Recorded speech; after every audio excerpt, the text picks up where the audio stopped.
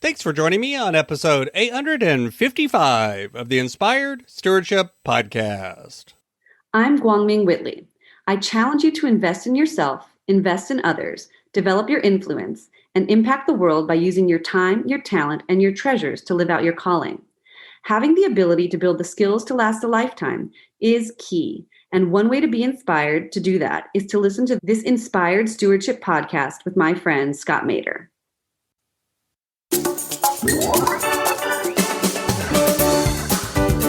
And recognizing that, yes, you can work harder and yes, you can do more, and those are good things. But that at the end of the day, you're still content with what you have. You're still okay with where you are. You're not challenged by it. You're not looking at how other people are doing and comparing yourself to them. You're just looking at yourself and what are your priorities and what are your values. Welcome and thank you for joining us on the Inspired Stewardship Podcast. If you truly desire to become the person who God wants you to be, then you must learn to use your time, your talent, and your treasures for your true calling. In the Inspired Stewardship Podcast, you will learn to invest in yourself, invest in others, and develop your influence so that you can impact the world. In today's episode about impacting the world through stewarding your treasures, I talk with you about why there isn't a magic amount of money that's enough to solve your problems. I share why we always think we don't make enough, and I also share why contentment leads to really having more success. As we talk about stewarding your treasures, wouldn't it be great if you could support this podcast and do it without costing yourself an extra dime? Turns out you can. All you have to do is use inspiredstewardship.com/Amazon when you're ready to make a purchase via Amazon, and a small commission will come back to support the show. If you enjoy the show when you're ready to buy from Amazon, just use inspiredstewardship.com/Amazon.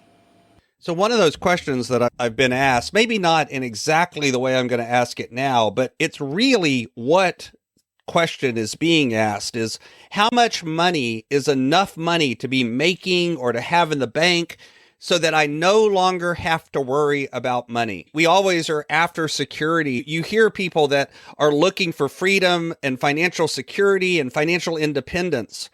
And you'll hear the people talk about financial independence is when you have enough money in investments or other sorts of income streams that make more money than you do in your, quote, day job.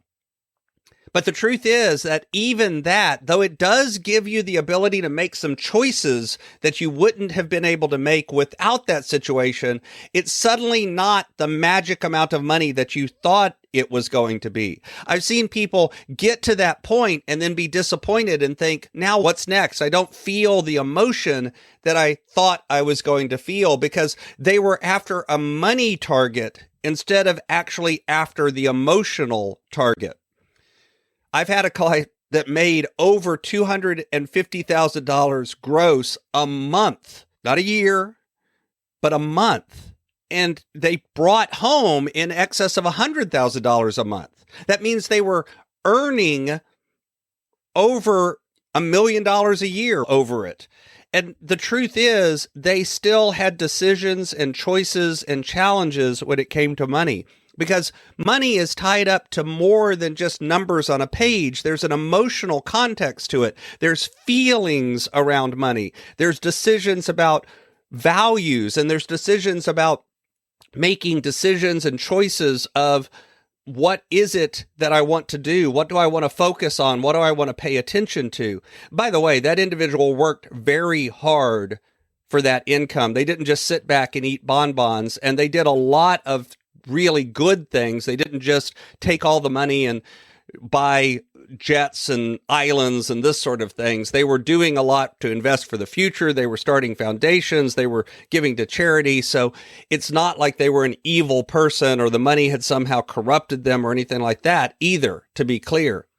But the money didn't solve all of the problems they had. That's one of the reasons I was working with them as a coach, because they actually came in saying, I make so much money that I just assumed it would solve all of my problems. But then I've discovered that I still have challenges, I still have choices, I still have things that I'm not sure how to do, and that's why he wanted to work with me.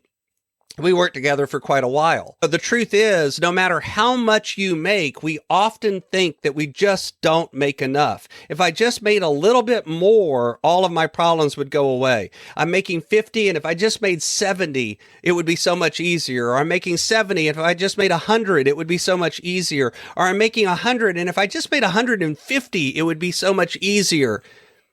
And the truth is, no matter how much you make, there's always that next level. And what's funny is we always look around and we compare ourselves to the people that are closest to us. And if we're doing better than them, we feel pretty good about it.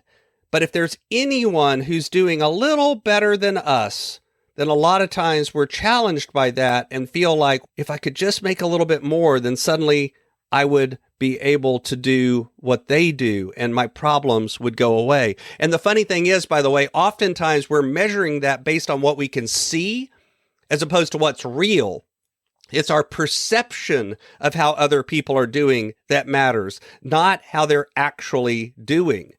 The truth is, we usually don't know how they're actually doing. They may be having the exact same challenges as us, but we don't perceive it. We don't see it. We don't understand it. We don't feel it. And therefore, we assume we're not doing well. They're doing better. And we have to do better still to be able to compete, to be able to measure up, to be able to fit into the tribe. But the truth is, a feeling of contentment is often the cure for this. A feeling of recognizing that even though you could have more and even though you could have less, if your needs are taken care of, if your priorities are met, if the things that are the most important to you are getting handled and done, if you're able to spend time with the people that are important to you, if you're able to spend effort and do things that are valuable and give you autonomy and give you power, then all of a sudden you can feel better. If you've got security and safety and a roof over your head, then you're probably doing okay. And recognizing that, yes, you can work harder and yes, you can do more, and those are good things. But that at the end of the day, you're still content with what you have. You're still okay with where you are. You're not challenged by it. You're not looking at how other people are doing and comparing yourself to them. You're just looking at yourself and what are your priorities and what are your values, and you're stepping out on that yourself. When that happens, that feeling of contentment, then all of a sudden you stop chasing the magic amount of money and you begin looking instead at what is it that I really want? What emotionally fulfills me? What's the why behind the money? Why do I even care if I have $1 million in the bank?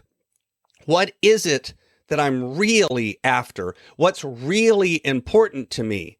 And then you can focus your time and your energy on those things. And the money, strangely, often comes in that situation. Suddenly, because you're not chasing it, because you're not straining after it, because you're not worried about it, things get easier in a way.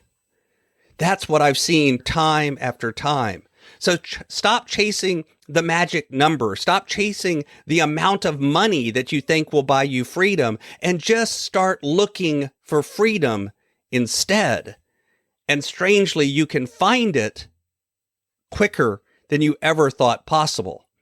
Thanks for listening.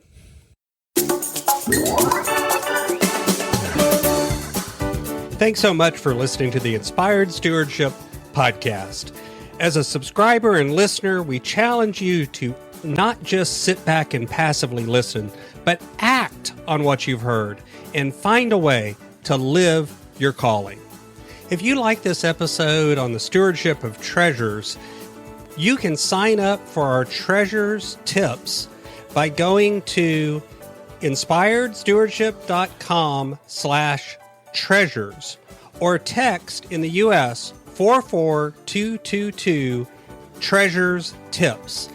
And we'll send you 5 weeks of our best tips on stewarding your treasures.